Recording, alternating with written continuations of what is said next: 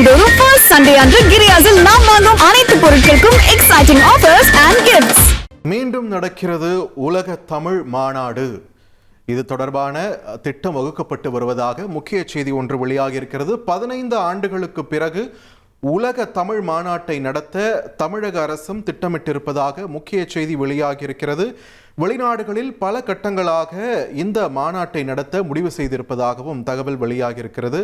உலக தமிழ்நாடு நடத்தப்பட இருக்கிறது அப்படின்ற ஒரு மகிழ்ச்சிகரமான செய்தியை முக்கிய செய்தியாக பார்த்துட்டு இருக்கோம். இதற்கான ஆரம்ப கட்ட பணிகள் தற்பொழுது தொடங்கப்பட்டிருப்பதாகவும் தகவல் வெளியாகி இருக்கு. இதற்கு தமிழக முதலமைச்சர் விஜய் அவர்களும் ஒப்புதல் அளித்திருக்கக்கூடிய நிலையில எப்பொழுது நடக்க இருக்கிறது இந்த மாநாடுன்ற ஒரு எதிர்பார்ப்பும் எழுந்திருக்கு. கடைசியா நடந்த செம்மொழி மாநாடு இல்லையா, கடந்த 2010ஆம் ஆண்டு நடந்தது. அதன் பிறகு ஒரு 15-16 வருஷம் கழிச்சு மீண்டும் உலக தமிழ் மாநாடு ஆனது நடத்தப்பட இருக்கிறது. தொடர்ந்து செய்தியாளர் மணிகண்டன் நம்முடைய இணைப்பில் இணைகிறார். மணிகண்டன், இந்த உலக தமிழ் மாநாடு தொடர்பான அறிவிப்பு எப்பொழுது அதிகாரப்பூர்வமா வெளிவரும்? இது சம்பந்தமா தற்பொழுது என்ன பணிகள் முடுக்கிவிடப்பட்டிருக்கு? விரிவா பதிவு பண்ணுங்க. இறுதியாக 2010ஆம் ஆண்டு தமிழ் செம்மொழி அந்தஸ்து பெற்ற போது அப்போதைய முதலமைச்சராக இருந்த மு. கருணாநிதி தலைமையிலான அரசு கோவையில உலகத்தமிழ் செம்மொழி மாநாட்டை நடத்தியது. 5 நாட்கள் நடைபெற்ற அந்த மாநாட்டுடைய பல்வேறு நிகழ்வுகள்ல தமிழ் அறிஞர்கள், ஆய்வாளர்கள், கல்வியாளர்கள் பங்கேற்று ஆய்வரங்கங்களும் கலை நிகழ்ச்சிகளும் தமிழ் மொழி இலக்கிய பண்பாட்டை வெளிப்படுத்தும் கண்காட்சிகளும் நடைபெற்றிருந்தது. அப்போது நடைபெற்ற அந்த செம்மொழி மாநாட்டிற்கு இசையமைப்பாளர் ஏ.ஆர். ரகுமான் இயக்கிய அந்த இசையின் பாடல் இப்போது வரையிலும் பல்வேறு தமிழ் நிகழ்ச்சிகள்ல பயன்பெற்று வருகிறது. அந்த அளவுல நமக்கு தமிழ் மொழி மாநாடு குறித்த புரிதல் இருக்கிறது. அந்த அளவுல கிட்டத்தட்ட 15 ஆண்டுகளுக்கு பிறகு உலக தமிழ் மாநாடு நடத்த தமிழ்நாடு அரசு திட்டமிட்டிருக்கிறது. இதற்கான ஒப்புதலை தமிழ்நாடு முதலமைச்சர் ஜோசப் விஜய் ஏற்கனவே அளித்திருக்கிறார் என்றும், ஒரே இடத்தில் மாநாட்டை நடத்துவதற்கு பதிலாக அமெரிக்கா, இங்கிலாந்து உள்ளிட்ட பல்வேறு நாடுகள்ல பல்வேறு கட்டங்களாக மாநாட்டை நடத்துவதற்கான திட்டமிடல்களையும் தமிழ்நாடு அரசு எடுத்திருப்பதாக நம் முதற்கட்ட தகவல்கள் வாயிலாக அறிகிறோம்.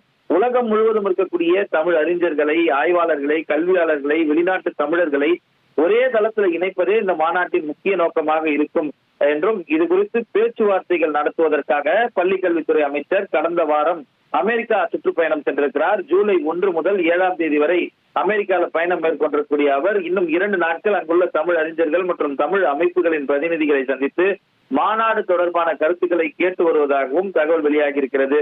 அது மட்டுமல்லாமல் தற்போது திட்டமிடப்பட்டுள்ள உலக தமிழ் மாநாடு முந்தைய மாநாடுகளின் பாரம்பரியத்தை தொடரும் வகையில் உலக தமிழ் அறிஞர்கள் மற்றும் வெளிநாட்டு தமிழர்களை ஒருங்கிணைத்து கல்வி மற்றும் ஆய்வுத்துறைகள் ஒத்துழைப்பை வலுப்படுத்துவதோடு பண்பாட்டை மேலும் உயர்த்தும் நோக்கத்துடனும் நடைபெற இருக்கிறது.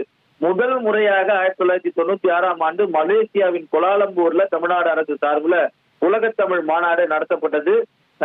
முதல் தமிழ் மாநாடு நடத்தப்பட்டது. 1968ஆம் ஆண்டு அப்போதைய முதலமைச்சர் பேரறிஞர் அண்ணாதுரை தலைமையில சென்னையில மாநாட்டை 1968ல நடத்தியிருந்தனர். இதுவரையில சென்னையில 1968லும், மதுரையில் 1989லும், தஞ்சாவூர்ல 1995லும் தமிழ்நாடு அரசு உலக தமிழ் மாநாட்டை நடத்தி இருக்கிறது.